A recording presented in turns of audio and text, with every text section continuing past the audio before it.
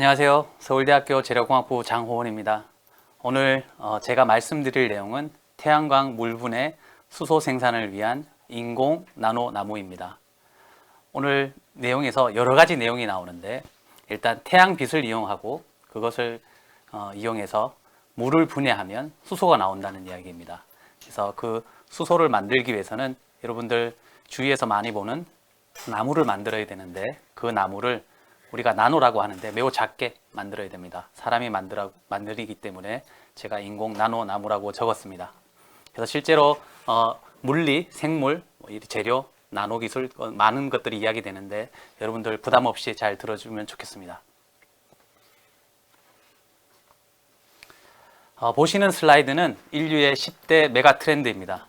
그래서 우리가 앞으로 해결을 해야 될 우리 인류의 난제이죠. 또는 또 우리가 계속 관심을 가져야 할 그런 문제들입니다. 그래서 교육, 또 글로벌화, 그다음에 의료, 그다음에 어떤 그 인구의 변화가 있죠. 그리고 새로운 어떤 정치가 바뀌고 또 나라가 바뀔 수도 있고, 그다음에 이민 문제, 그다음에 보안 문제가 클 것입니다. 그런데 제가 오늘 이야기 드리는 기술에 대해서는 이 기후 변화 또는 기술의 고도화, 그 다음에 생명의 다양성 변화와 관련된 것들이 되겠습니다. 그래서 여기 보시면 기술 고도화, 자원 고갈, 기후 변화 등이 제가 오늘 말씀드리는 내용과 크게 관련이 있습니다. 그래서 여러분 이 슬라이드를 보시면 앞으로 미래 사회에서 수소가 이용이 되는 사회를 볼 수 있습니다. 그래서 하이드로젠 퓨얼 소사이어티라고 하는데 여러분들 지금은 아마 자동차나 여러 가지 운반 수단 또는 우리가 가정에서는 할 때 화석 연료를 많이 씁니다. 기름, 가스 그런 것들을 많이 쓰는데 앞으로는 수소를 이용하는 사회가 생성될 수 있습니다. 그래서 이 빛을 가지고 이 바닷물을 분해하게 되면 바닷물에 물이 있습니다. H2O라고 있는데 이 H2O 물 분자를 분해하게 되면 물 분해를 하게 되면 H2와 O2 수소와 산소가 만들어집니다. 그래서 그 만들어진 수소를 이용해서 우리가 연료 전지에 수소를 넣게 되면 전기가 발생하죠. 그 전기로 이렇게 자동차나 트럭이 운반될 수 있고 또는 가정용에서 에너지를 얻을 수 있는 그런 지금 쓰는 전기를 다시 말해서 수소로 이용하겠다는 것이고 그 수소에서 오는 모든 에너지의 광원은 바로 빛입니다. 그래서 지속 가능한 에너지 사회, 에너지 절약이 되는 그런 사회를 구현하고자 합니다. 보시는 그림에서 보시면 세계 수소 소비 전망이 되어 있는데 지금 저희가 2020년에 살고 있죠. 그래서 2030년이 되면 그 수소의 소비량이 3배 가까이 느는데 이쪽에 보면 우리 아시아 쪽에서 태평양 그 근처의 나라들이 수소를 많이 사용하게 될 것입니다. 그래서 이따가 말씀드리겠지만 우리나라, 일본, 중국이 이런 수소를 이용하는 기술에 매우 앞서 있습니다. 여러분들 아마 그 수소 경제 하면서 많이 뉴스에서 본 적이 있을 텐데 수소차 또는 수소 전기차를 들어봤을 겁니다. 전기차는 이제 배터리에 전기를 충전을 해서 그 전기가 모터를 돌리죠. 그래서 엔진이 없습니다. 근데 퓨얼셀 카는 수소를 넣어주고 수소 탱크가 있습니다. 그 다음에 밖에서 오는 산소와 만나서 그것이 퓨얼셀에 들어가면 전기를 발생해서 모터를 돌리게 됩니다. 그래서 이 수소차 또는 수소전기차, 줄여서 수소차라고 하겠습니다. 이 수소차는 전혀 CO2 발생이 없는 안정하게 운행될 수 있는 차이며 그 기존의 온실가스를 다 해결할 수 있기 때문에 매우 미래 기술로 곽광을 받고 있고 여기에 보시면 우리나라 그다음에 토요타 또 벤츠 등 원래 기존의 자동차 회사들 선진 기술을 가진 회사들이 수소차에 많은 기술을 개발하려고 노력 중입니다. 그래서 정말로 그 수소차가 많이 다니는 수소 사회를 만들겠다고 해서 일본이 가장 먼저 이야기했고 그 일본을 따라서 독일, 한국, 중국 등이 수소차를 보급하려는 계획을 가지고 있고 이 수소차를 실제로 CO2 이미션 없이 안정하게 돌아가기 위해서는 뭔가 그 지속적이게 하기 위해서는 수소 충전소가 보급돼야 됩니다. 여러분들 충전소가 없이 자동차가 전기차가 갈 수 없듯이 수소 충전소가 있어야 되는데 그때 이 수소를 공급하려 그러면 기존에 어떤 공장에서 나오는 수소를 운반해서 또는 파이프라인으로 이어서 만드는 것은 매우 힘든 기술입니다. 그렇기 때문에 그 태양광을 가지고 물만 있으면 그 태양광 에너지로 바로 수소를 만들어서 저희들이 영어로는 온사이트 수소 충전소라고 하는데 그런 것을 만들려고 하는 것이 바로 태양광 물분해 기술이라고 하겠습니다. 계속 말씀드리면 기존의 화석 연료에서 저희들이 수증기 계직을 하면 그때 메탄 가스가 나오고 거기에 촉매를 넣게 되면 수소를 만들 수 있습니다. 근데 그때는 동시에 수소를 만든과 동시에 CO2가 나옵니다. 이산화탄소가 발생이 되죠. 그런데 저희들이 물을 분해하게 되면 거기에 수소와 산소가 발생되고 CO2는 나오지 않습니다. 그래서 기존에 저희 화석 연료에서 얻는 방법을 그레이 수소, 회색 수소라고 합니다. 그래서 우리 대기를 오염시키죠. 그렇지만 물에서 만드는 거는 전혀 그 대기를 오염시키지 않습니다. 그래서 클린 청정 에너지라고 하고 정말 청정 에너지이고 우리가 이거를 녹색 수소, 그린 수소라고 합니다. 그런데 아직은 보시면 우리가 사용하는 전체 수소의 96%가 그린 수소입니다. 그래서 물을 분해해서 녹색 수소를 얻는 것이 더 발달을 해야 됩니다. 근데 그렇게 되기 위해서는 가격이 더 저렴해야 되고 뭔가 대량 생산할 수 있는 그런 기술이 필요합니다. 그래서 이산화탄소 발생 없이 물 분해를 통해 수소를 만드는 것이 우리 지속 가능한 에너지 사회를 만들기 위해서 가장 필요한 기술이라고 할 수 있겠습니다. 그러면 물을 분해하는 데는 실제로 에너지가 필요합니다. 흡열 반응입니다. 그래서 어떤 에너지를 주는데 그 에너지를 저희들 전기를 쓰게 되는데 그 전기가 화석 연료로 얻는 전기가 아니고 바로 태양광에서 오는 그런 전기를 이용하겠다는 것입니다. 이미 여러분들 잘 아시겠지만 지구상에 오는 빛의 에너지 양은 저희가 쓰는 전기량보다 1000배 이상 엄청 많습니다. 그래서 이 태양광 에너지만 저희들이 잘 활용을 하게 되면 저희가 쓰는 모든 전기를 다 커버하고도 훨씬 남습니다. 그렇기 때문에 우리가 태양광을 이용하자는 것이 되겠습니다.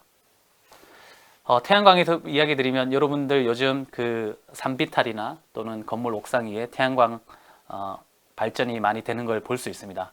그래서 한 가지 주의해야 될 것은 태양열 발전도 있는데 이 사람들이 용어를 이렇게 혼동해서 쓰는데 태양광 발전은 빛을 쬐어서 전기가 바로 발생하는 것입니다. 그래서 태양전지 패널 뭐 이런 것들을 여러분들이 바로 연상하시면 되고 태양열 발전은 이 보시는 그림에서처럼 거울이 있습니다. 거울에서 이 어떤 돋보기 같은 것에 빛을 다 모아줍니다. 그래서 실제로 물을 끓입니다.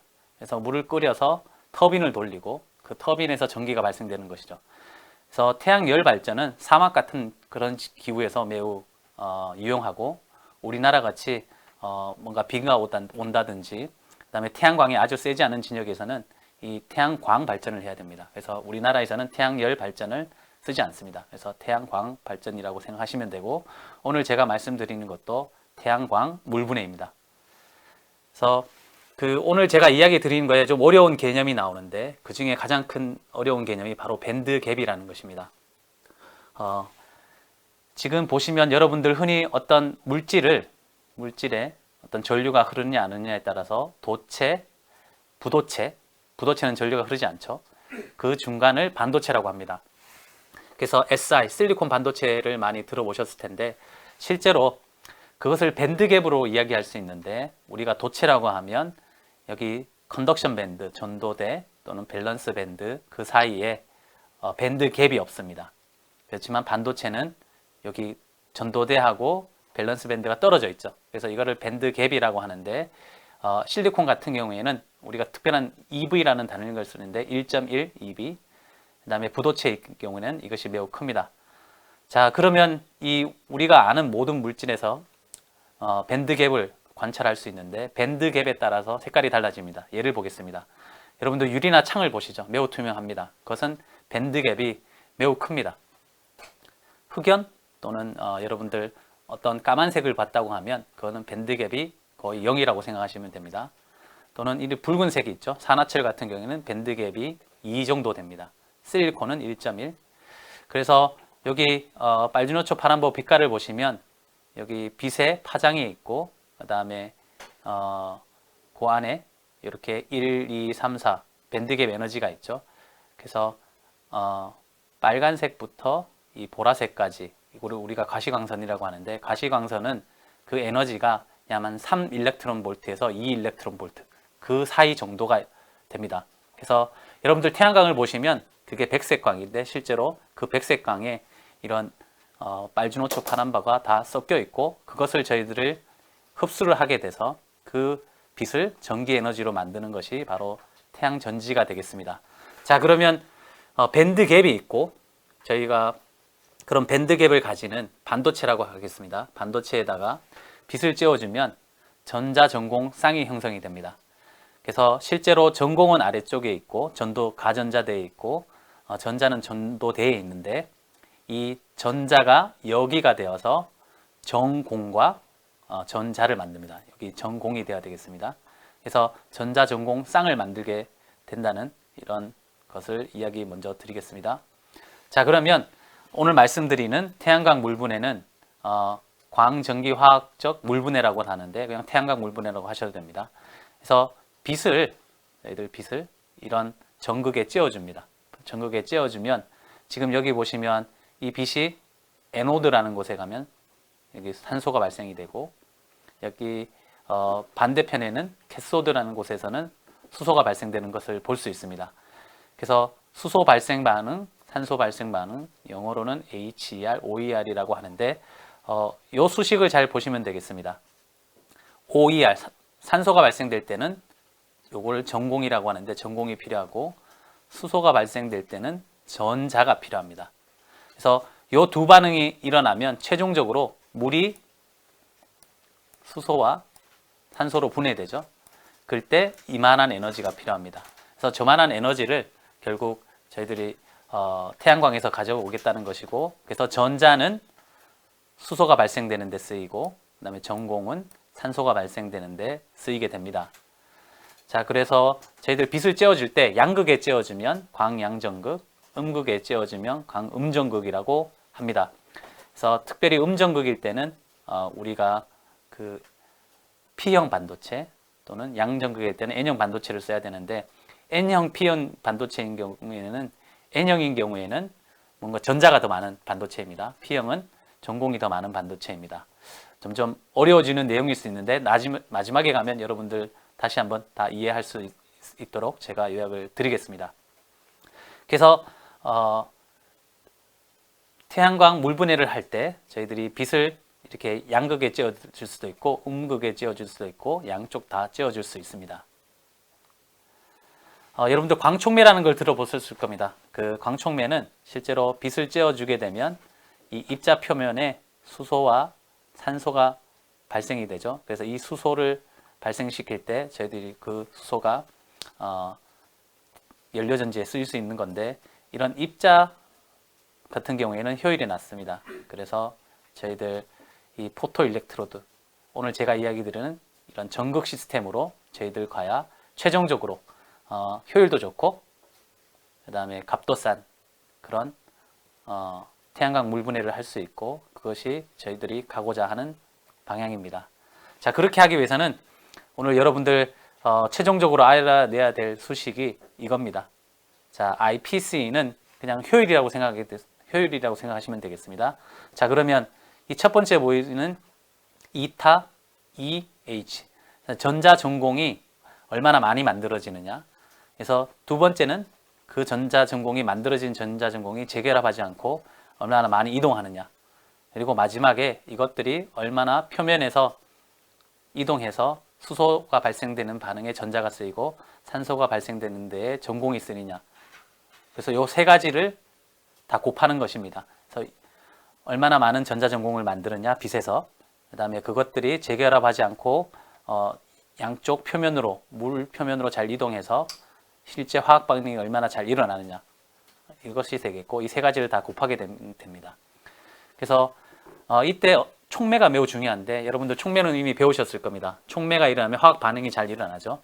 그래서 모든 반응에는 활성화 에너지가 필요한데 촉매가 있으면 그 활성화 에너지를 낮추어서 결국 낮은 에너지로도 반응이 잘 일어나게 할 수 있기 때문에 이 마지막 이것이 효율이 좋아집니다. 그래서 촉매가 필요합니다. 그래서 아까 봤던 이야기의 연속이고 그 다음에 최종 우리가 이 STH라는 효율이 있는데 태양 에너지가 들어왔을 때 수소가 발생하는 효율 이것이 얼마가 되느냐가 중요한데 여러분들 아시겠지만 실리콘 태양전지는 효율이 20%입니다. 그래서 빛 에너지가 100%가 들어오면 태양광 에너지가 100이라고 하면 그 중에 20%를 전기를 만드는 것인데 저희들 지금 이 광전극 같은 경우에는 빛이라는 에너지가 100이 들어온다 그러면 현재 한 15% 정도가 수소로 만들 수 있는 그런 기술 정도가 됩니다.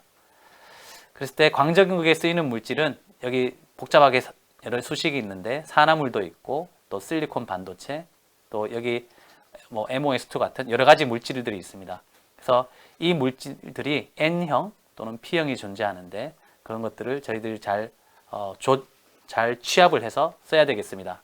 그런데 저희들이 어떤 물질을 그냥 쓰면 되지 않고 실제로 그 수소를 잘 생산하기 위한 태양광 물분해를 위해서는 밴드갭을 조절해야 되고 그 다음에 한 가지 물질이 아니라 여러 가지 물질을 합쳐야 됩니다. 그래서 저희들이 이중접합이라고 하는데 이중접합을 만들어야 되면서 그 다음에 나노 구조를 만드는 게 좋습니다. 매끈한 표면보다는. 그 다음에 아까 촉매를 이야기했죠. 촉매를 나누면 활성화 에너지가 낮아져서 반응을 잘 일어나기 때문에 저희들이 촉매를 붙이는데 반응을 도와준다고 해서 조촉매라고 합니다. 그래서 나노 구조를 보면 이따가 보실 텐데 이렇게 매끈한 표면보다는 빛 흡수가 잘 되고 전하 전달도 잘 됩니다. 그리고 정션을 만들 때 밴드갭 두 개가 만나는데 이렇게 만나는 것보다는 이렇게 만나는 계단형 형태가 좋습니다. 그 이 중간에 타입 2가 좋고 그 다음에 촉매가 필요한데 여러분들 촉매하면 촉매의 왕은 백금입니다. PT. 그런데 워낙 비싸기 때문에 이 백금을 대체하려는 그런 촉매를 저희들이 많이 연구하고 있습니다. 그래서 촉매를 쓰게 되면 결국 저희들이 좀 더 좋은 효과를 얻을 수 있다는 것이 되고 저희들이 P형 실리콘을 썼습니다. 그래서 P형 실리콘은 실제로 반도체에서 많이 쓰고 태양전지에 쓰는 것인데 그것이 빛을 흡수를 해서 거기에 전자와 전공을 만들게 되죠. 그래서 전자와 전공이 수소와 산소를 만드는 반응에 쓰이게 됩니다. 그래서 P형 실리콘을 음전극으로 쓰는데 그쪽에 광을 쬐어주니까 저희 광음전극이라고 했습니다. 그래서 이미 반도체나 또는 태양전지에서 P형 실리콘 제조 기술이 잘 발달되어 있습니다. 그런데 이제 저희들이 해결해야 될 문제점이 몇 가지가 있는데 여러분들 실리콘 웨이퍼를 보시면 이렇게 뭔가 매끈한 표면을 보시면 빛을 반사하는 걸 볼 수 있습니다.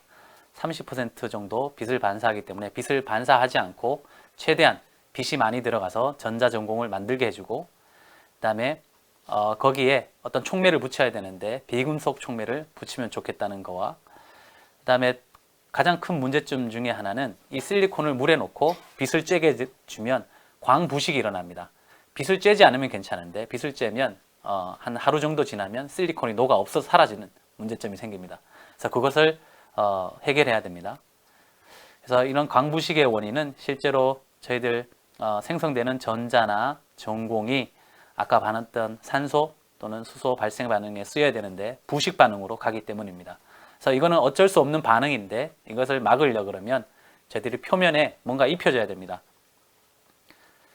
자, 우리가 이 나무를 보면 저희들이 몇 가지 아이디어를 얻을 수 있는데 실제로 나무를 보시면 이 엽록소에서 광합성이 일어나죠. 그래서 광합성이 일어나고 그때 이 빛은 보면 광합성이 일어난 잎을 보면 이렇게 크지 않죠. 매우 얇습니다. 이 잎의 두께가 보통 100 마이크로미터 정도 되는데 그것은 여러분들이 집에서 쓰는 알루미늄 포일 그 두께보다 약간 더 두껍거나 얇습니다. 그 정도 두께면 빛을 100% 흡수합니다. 그래서 여러분들 상식적으로 알아놓으시면 좋을 게 세상 그 어느 잎도 나무 잎도 투명하지 않고 또 두껍지 않습니다. 그렇게 알아보시면 되고 그 잎을 보시면 현미경으로 보시면 항상 돌기가 있습니다. 이렇게 표면이 매끄럽지 않습니다. 그래서 나뭇잎으로 여러분들 거울처럼 할 수 없습니다. 그래서 나뭇잎은 빛을 반사하지 않습니다. 그리고 두께가 얇다는 거. 근데 나뭇잎을 잘 보면 제가 이야기하고 싶은 것이 이 왁스 큐리클, 표피층인데 이 왁스층이 있습니다. 이 왁스층이 없으면 실제로 여기 엽록소에서 반응이 일어날 때 물이 들어가고 거기에서 이제 CO2가 같이 들어가서 산소가 나오고 또 생성된 탄화 수소 화합물이 이렇게 뿌리나 열매로 이동하죠. 근데 이 왁스 큐티클 층이 없으면 잎은 단 몇 분 안에 태양광에서 마르게 됩니다. 그래서 왁스 큐티클 층을 토란 줄기나 고구마 줄기에서 볼 수 있는데 이렇게 뭔가 투명하게 생긴 것들을 벗겨야 저희들 이런 것들 먹을 수 있는데 그것이 바로 표피층이 되고 저희들 하고자 했던 연구가 결국 잎을 보호하는 표피층처럼 TiO2 나노로드로 형성된 어떤 실리콘을 보호하는 층을 만들자고 해서 뭔가 나무처럼 비싸게 생겼죠. 그래서 뭐 서리처럼 생기기도 했고 저희들이 이 빨간색으로 된 이것을 이용을 했습니다. 자, 그렇게 되면 그냥 실리콘 기판은 여기 빛을 반사 잘하는데 이걸 입히게 되면 빛을 반사하지 않습니다. 그리고 여기 촉매를 입혔고 그렇게 한 결과 이 장시간 동안 광전류를 계속 만들죠. 계속 수소를 만들고 있다는 것입니다. 근데 그걸 하지 않으면 이 수소가 생성이 잘 되지 않습니다. 동영상이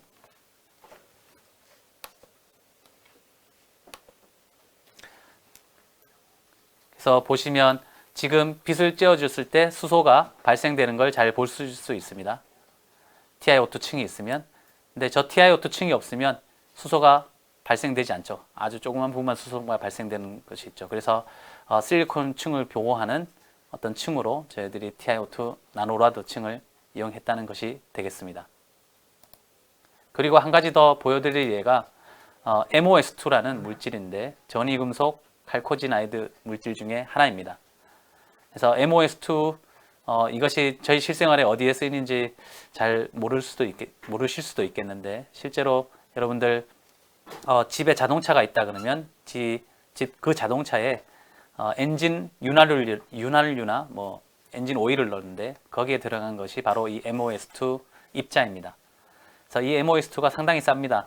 지금 4리터에 뭐 34,000원 인터넷 가격인데 근데 이것이 백금만큼 어떤 좋은 촉매는 아니지만 그 다음으로 좋은 촉매들입니다. 근데 가격을 비교해 보십시오. 백금 1g이 78,000원인데 이거는 4리터 4kg이 34,000원이니까 매우 싼 것이죠. 그래서 이것을 이용하면 저희들이 좋은 물분의 촉매가 되겠다고 한 것이고 저희는 아까 보셨던 P형 실리콘의 이 매우 얇은 원자 두께를 가지는 두께가 불과 1나노미터밖에 되지 않습니다. 그것을 입혀서 어떤 좋은 물분의 광등극을 만들고자 했습니다. 자, 보시면 여기 P형 실리콘이 있죠. P형 실리콘 위에 여기 지금 눈에 잘 보이시지 않지만 MOS2 이렇게 막을 저희들이 입혔습니다. 그렇게 되면 실제로 여기 동영상에서 보실 수 있는데 이거는 그냥 P 실리콘입니다. 자, 이쪽은 MOS2가 있습니다. 그래서 훨씬 더 수소가 잘 발생되는 걸 보실 수 있죠. 그래서 MOS2가 이 실리콘을 보호하기도 하고 또 보다 낮은 전압에서 낮은 에너지에서 훨씬 더 효율이 좋게 수소를 생산할 수 있다는 것을 보여주는 예입니다. 자, 보시면 이 MOS2가 없는 그냥 실리콘에서는 저희들이 시간에 따라 생성되는 이 전류密도 결국 이것이 수소의 양인데 급격히 줄어드는 걸 알 수 있죠. 근데 저희들이 MOS2를 쓰게 되면 계속 수소를 안정하게 생산될 수 있는 것을 볼 수 있습니다. 결국 원자층처럼 얇지만 매우 얇지만 그것이 실리콘을 보호하고 빛을 받아서 수소를 생산하는데 훨씬 더 잘 역할을 했다는 것을 저희들 보여주었고 이것을 그림으로 나타낸 것이 이겁니다. 지금 저희들 P실리콘 위에 MOS2가 들어가 있는 것이 물 안에 있죠. 그래서 빛이 여기를 쬐어주게 되면 그때 전자와 전공이 형성되고 이 전자는 결국 수소를 발생시키게 됩니다. 그리고 이 전공은 반대쪽 전극으로 가서 산소를 발생시키게 됩니다. 그래서 이 물 내에서 빛을 받아 이 광전극이 수소를 생산하는 이런 시스템을 저희들이 그림으로 표현한 것입니다. 그래서 저희 앞으로 비전이 있는데 아직 제가 말씀드리는 오늘 이 기술은 아직 상용화되지 않았습니다. 그리고 앞으로도 연구해야 할 부분이 많은데 필요한 것은 저희들이 전극을 만드는데 앞에서는 그 실리콘 전극, 매우 매끈한 전극을 만들었었죠. 기판을 썼는데 그렇지 않고 뭔가 나무 줄기처럼, 나무의 줄기나 가지처럼 이미 3차원으로 형성이 돼서 매우 비표면적이 넓은 이런 전극을 사용하고 싶습니다. 그 위에 저희들이 이런 막대처럼 생긴, 그러니까 잔가지 정도 또는 나뭇잎이라고 생각하시면 되겠는데 그런 것을 붙이고 싶습니다. 그래서 빨주노초 파란보 색깔이 다 있는 이유는 빛에서 원래 태양광이 백색이죠. 근데 빨주노초 파란보의 그 웨이브랭스를 파장을 다 가지고 있습니다. 그래서 이렇게 파란색, 빨간색 이런 다양한 색깔을 가지고 있는 반도체 물질은 태양광을 다 흡수할 수 있습니다. 그래서 그것을 여기에 붙이게 되고 그 다음에 저희들이 어떤 플라즈모닉 입자라는 것이 있는데 이런 입자, 그 다음에 또 조촉매 나노 입자인데 여기서 보시면 제가 차원을 적어놨죠. 3차원, 1차원, 0차원. 그래서 매우 작은 입자는 저희들이 0차원이라고 합니다. 막대처럼 긴 거는 1차원, 종이처럼 얇은 거는 2차원, 그 다음에 3차원이면 뭔가 큰 것이 되죠. 그래서 3차원, 1차원, 0차원 이런 것들을 조합을 해서 인공적인 나노나무를 만드는데 이 나노나무의 크기는 저희들이 실제로 생활에서 보는 수미터, 수십 미터 되는 높이가 아니라 높이가 불과 수 마이크로미터 정도밖에 되지 않습니다. 그리고 이 빨주노초 파란보의 이 나노막대는 그 지름이 불과 0.1 마이크로미터도 되지 않습니다. 그래서 전체적으로 보면 나무 모양이지만 우리가 볼 수 없는 나노 크기의 이런 그 인공 나노나무를 태양전지처럼 대면적의 그런 나노나무를 많이 만들게 되죠. 그래서 저희 눈으로는 확인할 수 없지만 그 안에 나노나무들이 많이 이렇게 만들어져 있고 그것을 이 광전극으로 만들게 되는 것이고 그것을 저희들이 이제 물에 넣게 되죠. 물에 넣고 거기에 태양광을 쬐어주면 바로 수소가 생성되는 것이 저희의 타겟이 되겠습니다. 그래서 태양광, 물분해 수소 생산을 위한 인공 나노나무를 만들겠다는 것이 저희의 꿈이고 그래서 실제로 그 여러분들 보시는 나무가 뭐 사과나무 또는 여러 가지 하여튼 과일을 만드는 나무들이 광합성이 가장 좋은 조건으로 형성이 되어 있습니다. 자연적으로 잘 발달이 되어 있습니다. 그래서 지금 이것은 이제 저희들 최근에 만드는 광전극 구조를 보이는데 아직 우리가 많이 보던 나무 모양은 아니지만 최대한 이제 보시면 뭔가 줄기가 있고 그 옆에 장가지 정도는 아니지만 뭔가 3차원적으로 나무 형태로 점점 가는 것을 볼 수 있습니다. 그래서 실제로는 이것이 좀 더 장가지가 있고 거기에 좀 더 장가지가 있는 그래서 프랙탈 구조라고 하는데 그런 구조로 가면 좋겠습니다. 그래서 아직도 저희들이 더 기술을 많이 개발해야 된다고 생각이 들고 실제로 저희들이 이 구조를 이용했을 때 현재 가장 높은 이쪽 분야에서 가장 높은 효율을 만들고 있습니다. 그래서 이 연구를 하는 데 있어서 저희들 연구실 이제는 이 사람들이 다 박사들이고 여러 명 학생들이 도와줬고 그다음에 또 여러 다른 그룹의 교수님들, 박사님들이 많이 도와주셨습니다. 그리고 이 금과터 특히 이 한국연구재단에서 많은 그 과제로 후원을 해주셨고 그다음에 저희 학교 또 기업체에서 후원을 받았습니다. 자 오늘 그 마지막으로 다시 한번 결론을 말씀드리겠습니다. 물분해 광전극은 결국 그 태양빛을 쬐었을 때 거기서 나오는 전자 전공이 수소와 산소 반응에 잘 쓰이게 하는 것인데 그때 이 IPC 효율이라는 것은 얼마나 전자전공을 잘 만들느냐, 빚을 받아서. 그다음에 그것이 이 수송이 잘 돼야 되는데 재개발을 하면 안 됩니다. 각각 떨어져서 반대쪽으로 가야 됩니다. 그래서 수송이 잘 돼야 되고, 그다음에 물하고 만나는 표면에 가서 수소 발생 반응, 산소 발생 반응이 얼마나 잘 이용되느냐. 그래서 이 세 가지 효율을 곱하는 것입니다. 그렇게 하기 위해서는 결국 저희들이 나노 구조를 제어하고 이중 조합을 형성하고 조촉매, 나노 입자와 결합이 매우 중요합니다. 그래서 이런 종합적으로 이런 것들이 이루어졌을 때 좋은 광전극을 만들 수 있을 거라고 생각을 합니다. 그래서 오늘 제가 좀 짧은 시간에 많은 것을 이야기 드렸는데 여러분들 혹 이해하지 못한 거나 더 궁금한 점이 있으시면 여기 제 메일 보이시죠? 이쪽 또는 제 이름을 인터넷에 치시면 바로 연락처를 보실 수 있습니다. 그쪽으로 연락 주시기 바랍니다. 감사합니다.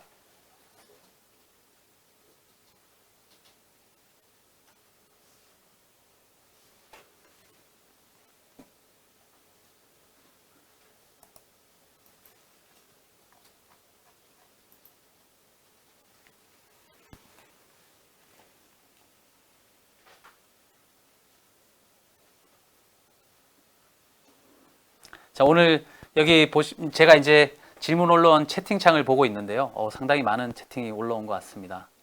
예. 수소차 많이 보급되었으면 좋겠다고 하고요. 예. 일본을 이겼으면 좋겠다고 하는, 예. 저희들 이겼으면 좋겠습니다. 수소차. 그래서 수소차가 상당히 그 전기차만큼 조용하고 정말 조용합니다. 그리고 전기차보다 더 멀리 갑니다.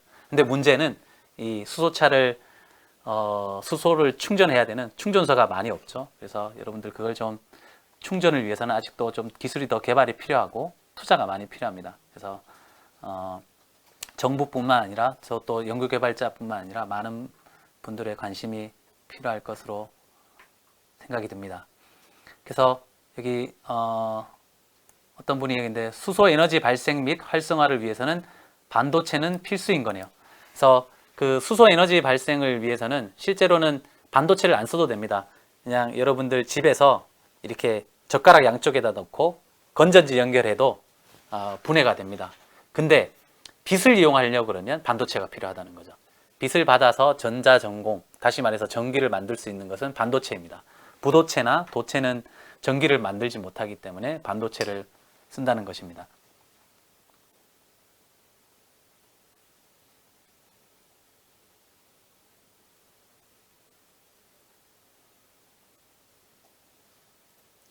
예, 여기에 얼른 상용화를 했으면 좋겠다고 해주시는데 실제로 이제 그 이쪽 태양광에서 나오는 전기를 가지고 이제 물을 분해 아까 말씀드렸던 전극 2개를 넣고 이때는 태양전지가 빛을 받죠.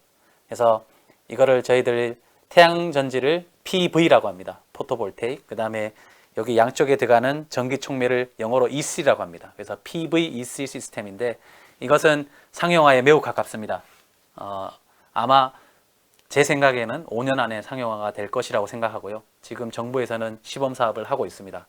그리고 오늘 말씀드릴 내용은 이 태양전지가 물 안에 들어간 그런 시스템입니다. 그래서 좀 더 미래 기술로 보시면 되겠고 아마 10년 후에는 상용화가 되지 않을까 저도 그렇게 생각을 해봅니다. 물론 해결해야 될 문제가 많죠. 효율을 좀 더 좋게 해야 되는데 더 큰 문제는 얼마나 안정하게 사용할 수 있을까? 그러니까 오래 사용할 수 있을까?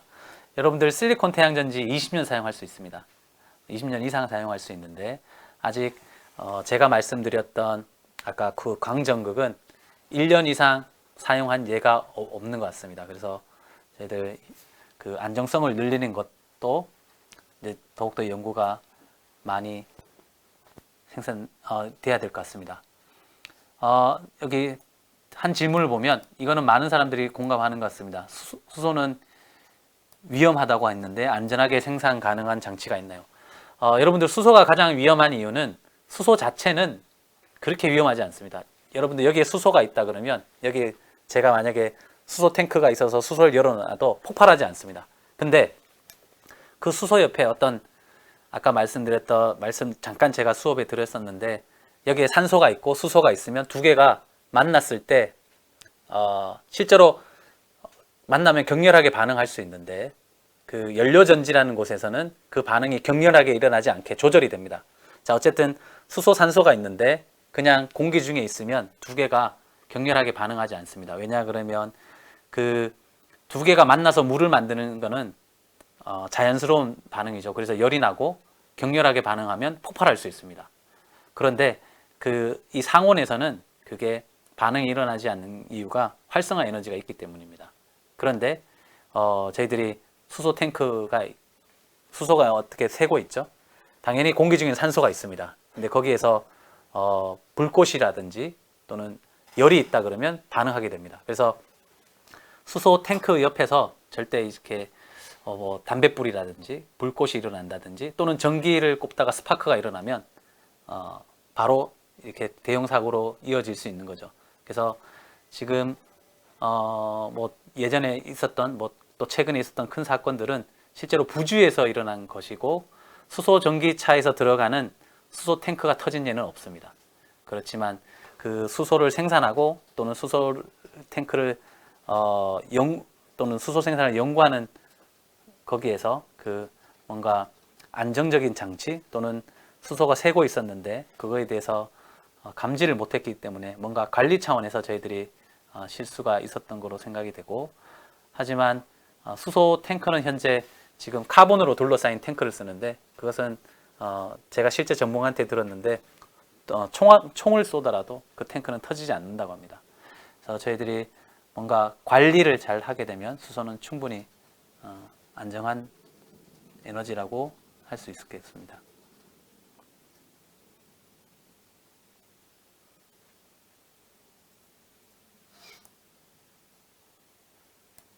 수소 충전사 회사인데 8,000원 이렇게 적혀 있는데 기준 저게 1kg에 8,000원인가요? 저도 가격을 좀 알아보겠습니다. 수소의 가격이 얼마인지. 예를 들어 저희들 뭐 가솔린이라 그러면 1리터에 얼마 정도 가격이 되겠죠. 8,000원. 이거는 적어도 좀 상식적으로 좀 더 알아놓도록 하겠습니다. 그런데 지금 쓰는 수소는 그레이 수소인데 저희들이 그린 수소는 실제로 가격이 한 2배 이상 더 비싸서 가격을 좀 더 낮추는 게 문제입니다. 수소 충전소 제가 아직 직접 가보진 못했는데 거기에 그 가격이 실제로 뭐 몇 킬로그램당 아마 킬로그램으로 할 것 같은데 얼마로 하는지 한번 보도록 하겠습니다. 앞으로 전기차보다 수소차가 더 많아질까요? 아닙니다. 전기차가 훨씬 많을 겁니다. 그 전기차는 이미 많이 보급이 됐고 그 다음에 전기차가 수소차보다 훨씬 쌉니다. 왜냐하면 이 수소차의 가장 큰 문제점 중에 하나가 제가 오늘 말씀드린 거는 수소 생산만 이야기 드렸었는데 연료전지가 있는데 그 연료전지에도 촉매가 쓰이는데 거기에 바로 백금이 쓰입니다. 아까 백금 가격 보셨죠? 그래서 백금이 매우 비쌉니다. 그래서 그 백금이 비싸기 때문에 수소차에서 연료전지가 여러분들 그 전기차에 들어가는 배터리가 제일 비싼 부분입니다. 전기차에서도.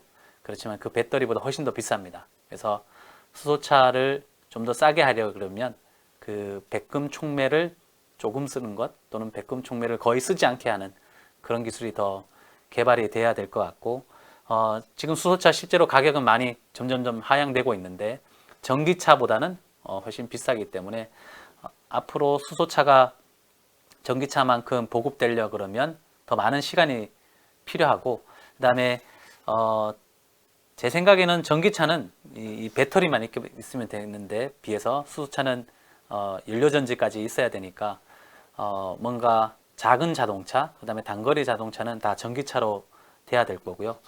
근데 이 기존에 그 큰 자동차 회사에서 수소차를 놓지 않는 이유가 수소차에 계속 그 발전에 수소차를 개발하기 위해서 많은 돈을 쓰고 있는 이유 그 자체가 트럭을 만들기 위해서입니다.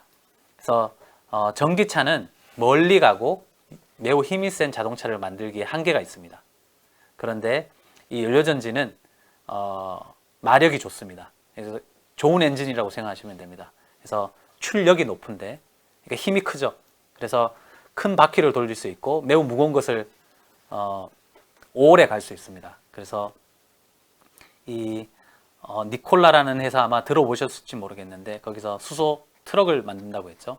그래서 아직 그 전기차 기술로 뭐 트럭이나 또는 대형 버스를 만들기에는 부족합니다. 근데 수소차는 지금 당장 그런 것을 만들 수 있습니다. 대신 가격이나 뭐 그런 문제들 때문에 아직 상용화를 하고 있지는 않지만 훨씬 더 멀리 가고 그다음에 매우 큰 그 운반 기구를 만들기 위해서는 반드시 연료전지, 다시 말해서 수소를 써야 되겠습니다. 여기 어떤 분이 답변을 주셨네요. 킬로그램당 8,000에서 8,600원 정도라고 했네요. 그래서 저 수소를 부피로 하는 게 아니라 그람으로 하는 이유는 이제 그 여러분들 가솔린 그거는 또는 여러분들 넣는 휘발유는 그냥 부피로 합니다. 무게로 하지 않습니다. 근데 수소는 무게로 해야 되는 이유가 압축을 하거든요. 그래서 압축을 하면 부피가 작아지죠. 실제로 탱크에 있는 것보다. 그래서 무게로 하는 것이 좀 더 훨씬 더 이성적인 방법이 되겠죠. 그래서 무게가 되겠습니다. 자, 수소차가 가진 가장 큰 단점은 뭔가요? 예, 비싼 겁니다. 전기차보다 지금 2배 이상 비싸고요. 그 다음에 충전소가 많이 없다는 거. 예. 저도 이제 전기차 사고 싶은데 저희 아파트 살고 있는 아파트가 오래된 아파트라서 어디 주차장에 전기 그 콘센트가 없습니다. 그래서 전기차를 못 사는 이유 중에 하나도 되겠습니다. 그래서 수소차가 지금보다 보급이 더 잘 되려면 수소 충전소를 설치해야 됩니다. 근데 수소 충전소는 기존에 여러분들 그 가스 충전소, 그 휘발유나 디젤 넣는 그 충전소보다 훨씬 더 그 설치비가 비쌉니다. 왜냐하면 이 뭔가 보급화된 기술이 널리 보급화된 기술이 아니죠. 어떤 우리가 제품을 하나 만들 때 가격이 100만 원이 든다 그러면 그것을 뭐 억개 만들 때는 하나 만들 때 가격이 수만 원 정도로 다운이 될 수 있습니다. 대량 생산이 가능하기 때문에. 그래서 그런 점에서 아직 수소 충전소 기술이 더 많이 발전이 돼야 되고 수소 충전소가 많이 설치되면 수소차가 많이 다닐 것으로 생각이 됩니다. 이거 재밌는 질문인데요. 전혀 제가 예상을 못했는데 백금이 왜 비싸죠? 예, 백금이 비싼 이유는 지구상에 많이 없기 때문입니다. 금이 비싼 이유도 마찬가지입니다. 그 백금, 금, 그다음에 뭐 그 이리듐이라는 것들이 다 우리가 귀금속이라고 하죠. 귀하니까 귀한 금속이라 그래서 귀금속이 됩니다. 그래서 저게 쓸 때가 있는데 쓰고자 하는데 생산량이 매우 적은 거죠. 그래서 매우 비싼 겁니다. 그래서 저건 순전히 그 지구에서 나오는 생산량이 많지 않기 때문입니다.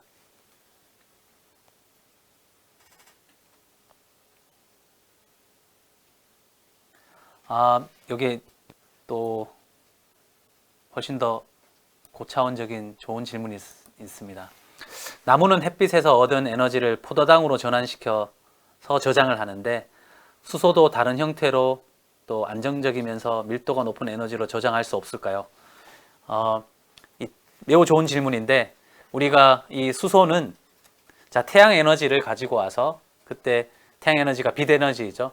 그래서 빛 에너지를 어떻게 전기 에너지로 만들고 하여튼 전기 에너지로 변환이 돼야 됩니다. 그 전기 에너지가 다시 어떤 화학 에너지로 변환돼서 어떤 화합물을 만들죠.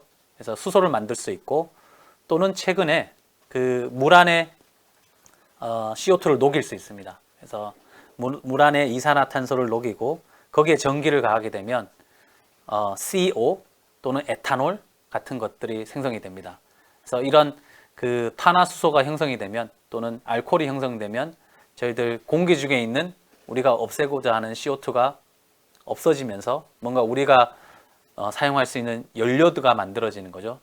유용한 화합물이 만드는 거죠. 그래서 결국 태양 에너지를 쓰고 이런 우리가 필요한 연료를 만들겠다는 것이 태양 연료입니다. 그 중에 가장 이제 쉽게 생각하는 것이 수소이고요. 나머지가 이제 CO2를 어떻게 넣든 또는 거기에 N2를 넣어서 물에 N2를 넣어서 그것을 가지고 암모니아를 만드는 그런 기술을 생각하고 있습니다. 그래서 그런 것들을 다 합쳐서 저희들 태양 연료라고 하고 그 기술들이 앞으로 크게 각광을 받을 것입니다.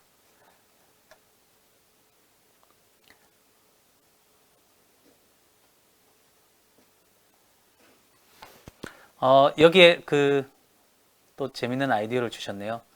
전기 자전거처럼 그래서 배터리로 가는 자전거가 있죠. 수소 자전거도 상용화가 가능할까요? 아직은 쉽지 않을 것 같습니다. 왜냐하면 배터리는 작게 만들어서 그게 한 가격이 뭐 한 10만 원, 수만 원대 정도, 아마 한 10만 원 정도 그 가격으로 만들 수 있는데 아직 연료전지는 그 가격으로 만들기 쉽지 않습니다. 그래서 수소 자전거는 만들 수는 있습니다. 그러나 상용화, 보급화되기에는 아직 좀 멀지 않았나라고 생각이 듭니다.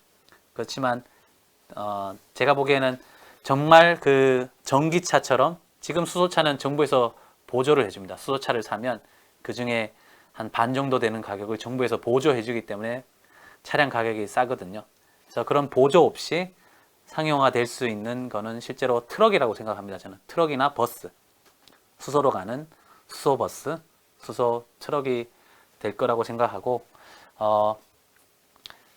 그 니콜라라는 회사는 2025년에 만든다고 했는데 제 생각에는 한 2030년이면 진짜 그 저희들이 도로에 굴러가는 수소 트럭, 수소 버스를 볼 수 있지 않을까 생각이 듭니다. 수소를 압축하는 과정에서 좀 더 비싸지는 것도 있나요? 예, 당연히 압축하려 그러면 압축하는 펌프 시스템이 있어야 되죠. 조금 비싸질 수 있는데 그거는 뭐 그 펌프 시스템은 계속 쓸 수 있으니까 실제로 그것은 수소의 가격을 크게 올리는 바는 아니라고 생각합니다. 그렇지만 어쨌든 수소를 압축해서 써야 됩니다. 그 용기 안에 압축해서 써야 저희들이 작은 용기 안에 많은 수소를 넣을 수 있기 때문에 그렇습니다. 그래서 이 채팅창이 되게 활성적인데 수소 연료 사회, 수소를 쓰는 사회, 제 생각에는 지금 점점 수소차가 있지만 앞으로 10년 뒤에 좀 볼 거가 더 활성화되고 제 생각에는 여기에 20년이라고 해주신 분도 있는데 20년, 30년 돼야 전기차만큼 우리가 많이 볼 수 있지 않을까. 그 전에 빨리 물론 좀 되면 좋겠는데 항상 이게 가격 문제가 있어서요. 그래서 비싼 거를 좀 성능이 좋다 그래서 사시는 분들도 있지만 많이 사기에는 쉽지 않기 때문에 생각보다 시간이 많이 걸릴 수는 있습니다. 그렇지만 이 뭔가 지구 온난화, 그다음에 CO2 이미션을 해결하기 위해서는 반드시 수소 사회 또 정부가 이야기하는 수소 경제가 실현되어야 될 것 같습니다.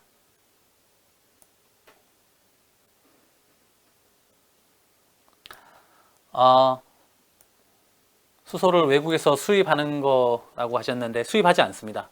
왜 수입하지 않냐 그러면 수소를 외국에서 수입하고 오는 중에 수소가 막 날아갈 수도 있고요. 그러니까 수소는 워낙 분자가 작아서 그 탱크에서도 오랜 시간을 두면 점점점 빠져나갑니다. 근데 그 빠져나가는 게 뭐 워낙 빠른 속도가 아니기 때문에 전혀 안정성에는 문제가 없고요. 수소를 저장을 해서 가지고 오는 것은 실제로 경제적으로 그렇게 효과적이지 않고 그 다음에 수소를 수입할 필요가 없는 것이 여러분들 우리나라는 그 원유를 가지고 오죠. 원유를 가지고 오서 그거를 정제를 해서 석유를 만들죠. 그때 바로 수소가 나옵니다. 당연히. 그래서 울산, 여수에 여러분들 석유 정제 공장에 한번 보셨는지 모르겠지만 그 석유 공장 그 라인에 가면 수소가 나오는 라인이 따로 있습니다.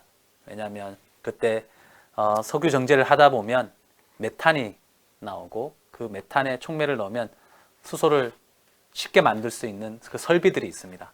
그래서 석유 정제나 또는 가스 그런 액화 가스를 정제를 하게 되면 메탄이 나오고 그 메탄에서 매우 손쉽게 저희들 수소를 얻을 수 있기 때문에 저희들 나라에서 지금 석유 정제 기술이 워낙 발전되어 있기 때문에 실제로 수소를 수입할 필요는 없다고 할 수 있겠습니다.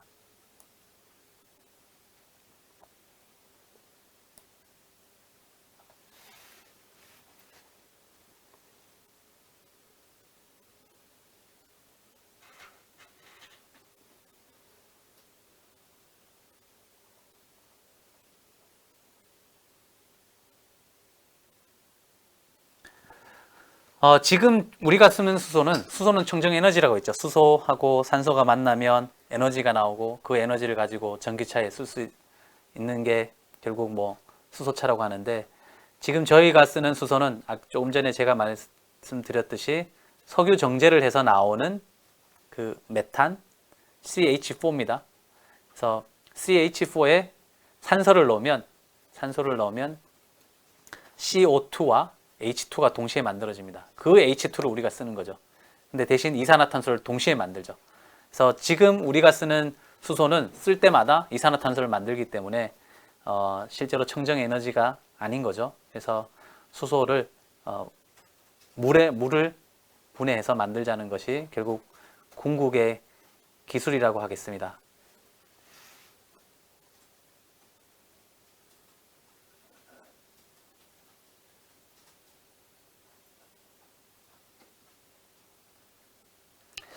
언제 상용화가 가능할까요?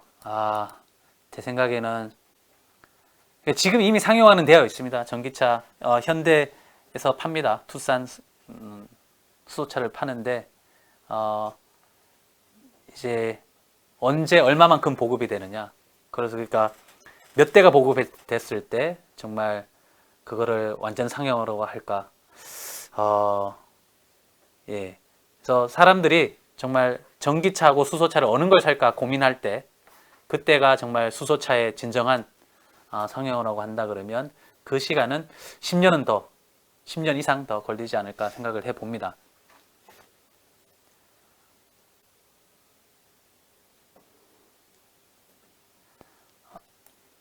여기 반도체 포토 공정이라고 하셨는데, 포토 공정? 오늘 제가 만드는 이렇게 산화물도 이제 반도체가 될 수 있는데, 그거는 밴드갭 때문입니다. 밴드갭이 보통 0에서 4 일렉트론 볼트 그 사이면 산화물도 반도체가 될 수 있는데, 실제로 제가 그 광전극을 만들 때는 우리가 아는 여러분들 반도체 칩 만들 때 실리콘 컴퓨터에 들어가는 반도체 칩을 만들 때 포토 공정을 쓰게 되는데, 그 공정은 쓰지는 않습니다. 그런 공정은 쓰질 않습니다. 포토 공정을 쓰면 실제로 매우 가격이 올라가기 때문에 그런 공정은 쓰지 않게 됩니다. 그래서 좀 더 값싼 공정, 그 다음에 한 번에 대면적으로 만들 수 있는 그런 공정을 저희들 그런 공정을 쓰고자 하려고 하죠.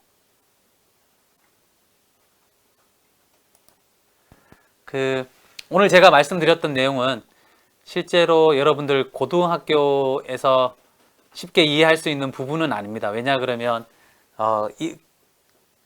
빛이 오죠. 빛이 오면 그 빛에는 광자가 있습니다. 영어로 포톤이라고 하는데, 포톤이 반도체 내에서 전자 전공 페어를 만들게 됩니다. 그러니까 여기 가전자들 밸런스 밴드에 있던 전자가 전도대로 여기가 되죠. 그럼 여기가 전공 전자가 되는데, 그걸 전자 전공 쌍이라 그러는데, 이거를 이해하는 것은 실제로 양자역학입니다. 양자역학이고, 여러분들이 이것은 대학교에서 배우는 정도의 개념입니다. 그렇지만 그것만 여러분들이 그거를 일단 이해한다고 하면 더 깊은 그 원리보다는 그거를 주지하게 되면 오늘 제가 말씀드렸던 내용은 이해할 수 있을 거로 생각이 듭니다.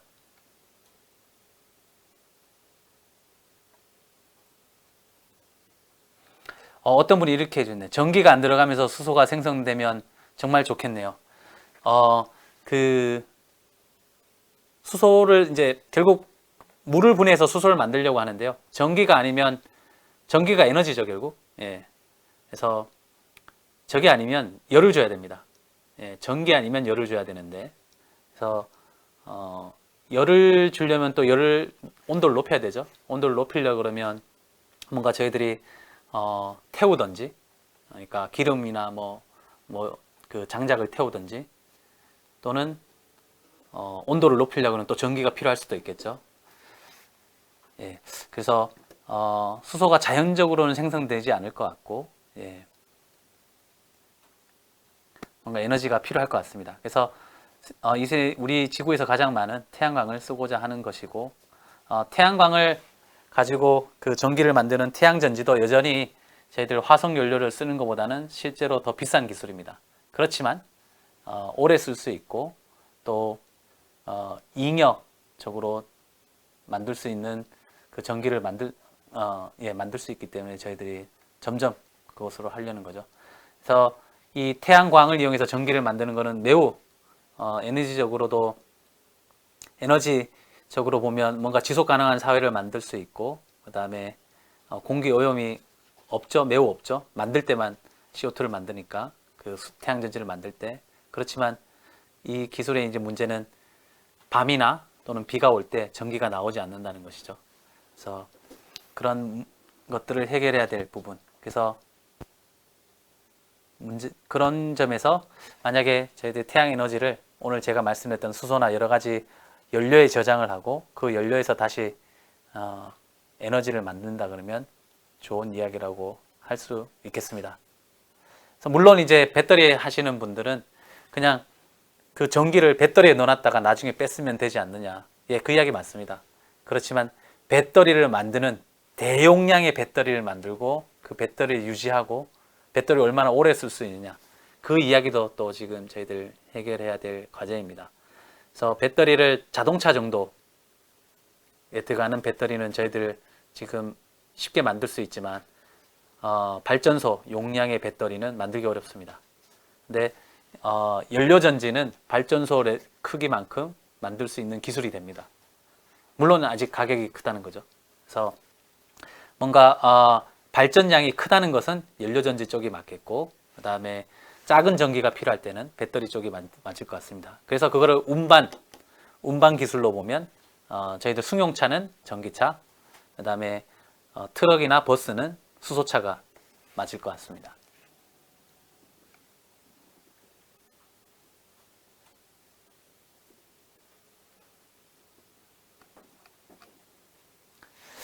예, 오늘 여러분들 하여튼 그 수업을 강연을 들어주셔서 너무 감사하고 수소 특히 이쪽 오늘 제가 말씀드렸던 것은 물리, 화학, 그 다음에 생물 다 연관된 것인데 물리, 화학 이 둘 쪽에 두 개가 다 또 전자 이런 기술들이 서로 엮여 있습니다. 그래서 다양한 그 지식이 필요하고 아마 여러분들 특히 과학 이공계 전공이라 그러면 관심을 가질 수 있는 그런 기술이라고 생각이 됩니다.